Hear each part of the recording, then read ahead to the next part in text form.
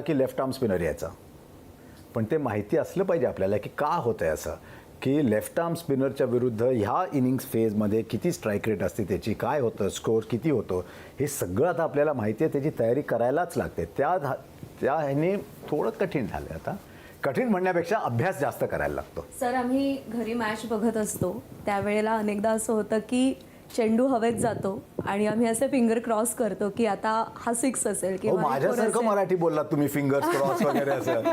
आणि कॉमेंटेटर तिकडून म्हणतो की अरे हा कॅच असू शकतो किंवा ये कॅच हो सकता है, आणि कॅच तो होतो. कॉमेंटेटर्स कर्स आम्ही त्याला म्हणतो. त्याबद्दल तुम्हाला काय वाटतं? एवढी शक्ती आमच्यात असते ना तर आम्ही जग बदललं असतं. होर्मुझ कधी बंदच झालं नसतं. पण लोकांना असं वाटतं, कारण आपण जेव्हा मॅच घरी बसून बघतो तेव्हा आपण इरॅशनली बघतो मॅच. आपण फॅनच्या नजरेने मॅच बघतो.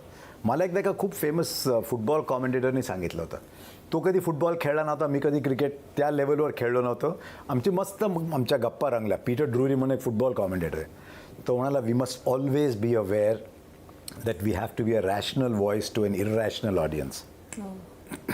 तर मी जेव्हा घरी बसून मॅच बघतो म्हणा, अरे काय एवढं पण पकडता येत नाही. माझं पण असं होतंच. पण T20मध्ये एक खूप आम्हाला फरक पडला आहे असा, की आधी आम्ही मॉनिटर बघून कॉमेंट्री करायचो, पण आता इतका पॉवर गेम झालेला आहे की बॉल स्क्रीनमध्ये इतक्या लवकर बाहेर जातो की आम्ही इथे बघेस्तवर बॉल दिसत नाही. म्हणून आजकाल मला तरी असं व्हायला लागलं की मी जास्त मॅच बघून कॉमेंट्री करतो आहे, मॉनिटर बघून नाही.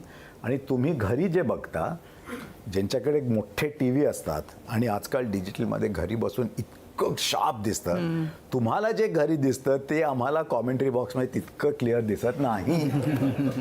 आता ईडन गार्डनसारखी जागा किंवा कुठे टेस्ट मॅच चालू आहे, संध्याकाळी 4:30 वाजता सूर्य खाली जायला लागतो, ते रेज येतात तिथे आणि आम्हाला मॉनिटर दिसतच नाही बरोबर.